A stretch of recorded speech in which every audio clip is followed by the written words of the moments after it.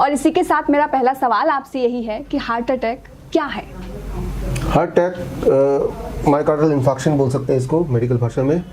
उसका सिर्फ इतना मतलब है कि हमारे पूरे बॉडी में ब्लड वेसल्स हैं करीब 6 लाख किलोमीटर लंबा, राइट, और वो ब्लड वेसल हार्ट के ऊपर भी है।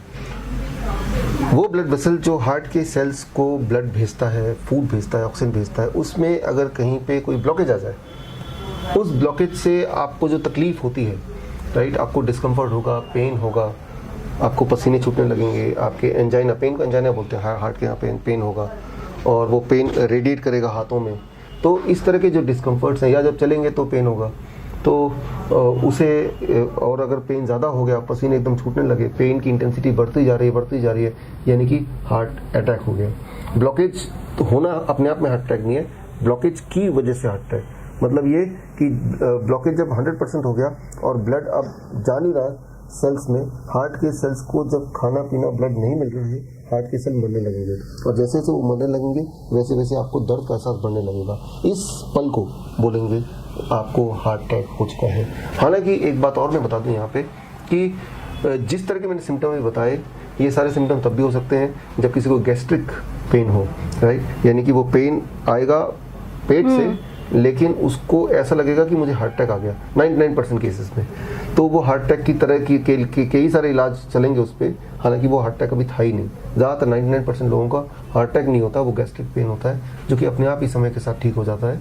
कुछ करने की ज़रूरत नहीं, पैनिक करने की ज़रूरत नहीं है, राइट। तो पहली बात तो heart attack and gastric pain are similar, और दोनों में फ़र्क क्या है, कैसे डायग्नोज होगा, कोई सटीक डायग्नोस्टिक तरीका नहीं है जिससे ये क्लियरली पता चले कि ये गैस्ट्रिक पेन था या हार्ट अटैक था।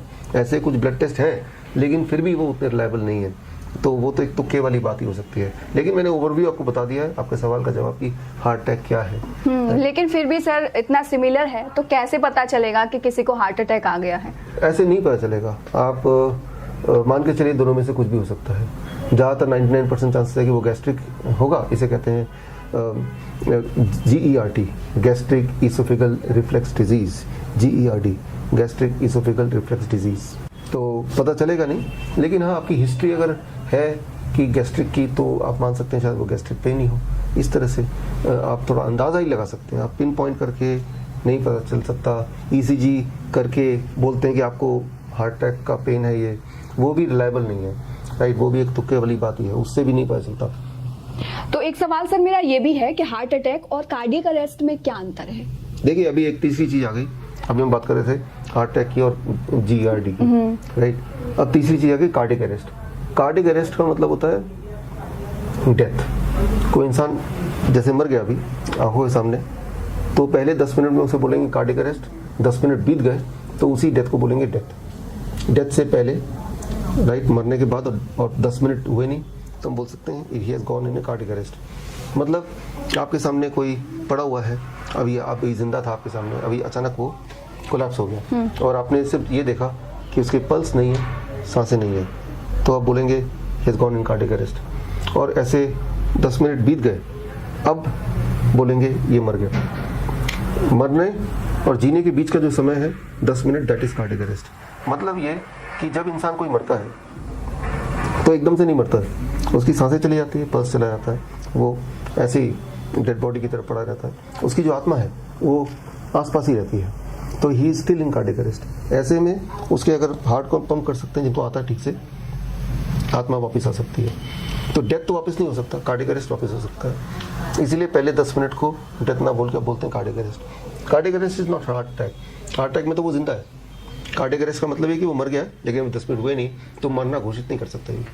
तो दैट इज द डिफरेंस। वही सर, मेरा आखिरी सवाल ये है कि अगर किसी को हार्ट अटैक आ गया है तो उस कंडीशन में क्या करना चाहिए? जैसे मैंने बताया, आप ये सस्पेक्ट कर सकते हैं कि मुझे हार्ट अटैक आ गया या हार्ट अटैक आ गया, डिपेंडिंग ऑन की उसके सिम्टम्स को ध्यान में रखते हुए। खास तौर पे ऐसे लोग जो जब वो चलते हैं तो पेन बढ़ जाता है, एक्शन में पेन बढ़ जाता है, सीढ़ियाँ चलते हैं तो पेन बढ़ जाता है, सामान उठाते हैं तो बढ़ जाता है, तो डेफिनेटली वो हार्ट का पेन है, राइट। तो ऐसे, और वो पेन अचानक बढ़ता चला गया तो आप लिंक कर सकते हैं वो हार्ट का पेन है और अब ब्लॉकेज 100% आ गई है। तो ऐसे में उनको क्या करना है, जैसे ये पहला सिम्टम दिखेगा तो उनको, मान लो मुझे हार्ट अटैक आ गया, तो मुझे क्या करना है कि दोनों पैरों को ऊपर ले लेना है। अगर मैं चेयर में बैठा हूँ, राइट, या नीचे बिठा देना पहले, तो चेयर में बिठाना नहीं है, मैं तो चेयर में बैठा हूँ इसलिए आपको दिखा रहा हूँ, और पीछे दीवार या पीछे कोई सपोर्ट इस तरह से जैसे मैंने बैठा हूँ, और दोनों पैर इस तरह से। ये जो एक पोस्चर आप देख रहे हैं, ध्यान से देखिए इस पोस्चर को। ये पोस्चर हार्ट प्रोटेक्टिव पोस्चर है। हार्ट को फर्दर डैमेज से प्रोटेक्ट करने के लिए ये बेस्ट पोस्चर है। तो इस पोस्चर में आपको पेशेंट को बोलना है बैठने के लिए। पेशेंट अगर बैठ सकता है, सपोर्ट लेके ऐसे बैठ जाएगा, जैसे मैं बैठा हूँ। तो ये हार्ट प्रोटेक्टिव पोस्चर, राइट, यानी कि वो जो हार्ट के डैमेज होने की जो स्पीड है वो कम हो जाएगी, एक्सपेक्टेडली कम हो जाएगी। तो ये फर्स्ट स्टेप हो गया, राइट। 1 मिनट में 1 सेकंड में उसको ऐसे बिठा दीवार से सपोर्ट लेके फिर सर दीवार से सपोर्ट लेके स्ट्रेट आएगा ना फिर तो सर वो ऐसे कहाँ? जैसे मैं बैठा हूँ, अगर ये दीवार होता तो तब भी आप ऐसे बैठ सकते हैं, राइट। थोड़ा ये आगे की तरफ कर दूंगा तो ऐसे बैठ सकते हैं आराम से, ऐसे ऐसे करके बैठेंगे, पैर ऊपर है, राइट। ये हार्ट प्रोटेक्टिव पोस्चर है। ऐसे उसको बिठाएगा तो आराम मिलना शुरू हो जाएगा, नंबर 1। नंबर 2, जबकि वो बैठा हुआ ऐसे, तो उसको साथ में वो जो हार्ट अटैक का जो स्पीड बढ़ता जा रहा है उसको रोकना है। तो उसको ऐसे करके अदरक खाते रहना है, चबाना है, अदरक चबाना है बहुत ज़्यादा, जब तक कि आंखों से आंसू ना आ जाए। जब आंसू आने लगेंगे तो यानी कि और उसको सिम्टम कम हो जाएगा तो माने कि हॉल्ट हो गया, राइट। तो यानी कि याद रखिए कि जब हार्ट अटैक का पेन आता है उस वक्त आप पैनिक में डॉक्टर को बुलाओ, एम्बुलेंस बुलाओ, लेकिन तब तक हम करें क्या, उसको कैसे आराम दें, राइट। तो उसको स्टेप 1 पोस्चर आपने चेंज किया। स्टेप 2, अदरक उसको बोला खाते रहो जब तक आंसू ना आ जाए या जब तक आपके सिम्टम कम ना हो जाए। सिम्टम कम हो गए तो वो ठीक हो गया, राइट। तो मैं ऐसा नहीं बोल रहा हूँ कि आप हॉस्पिटल जाओ ही मत, I am not saying that, लेकिन मैं ऐसा बोल रहा हूँ कि जब ऐसा हो गया उस 1 सेकंड में, उस 1 मिनट में, उस 5 मिनट में क्या करना है उस पेशेंट के साथ, जब तक कोई और हेल्प नहीं मिल रही। तो ये आपको करना है। This is the best thing you can do for the patient. बहुत बहुत शुक्रिया सर इतनी महत्वपूर्ण जानकारी देने के लिए। Thank you.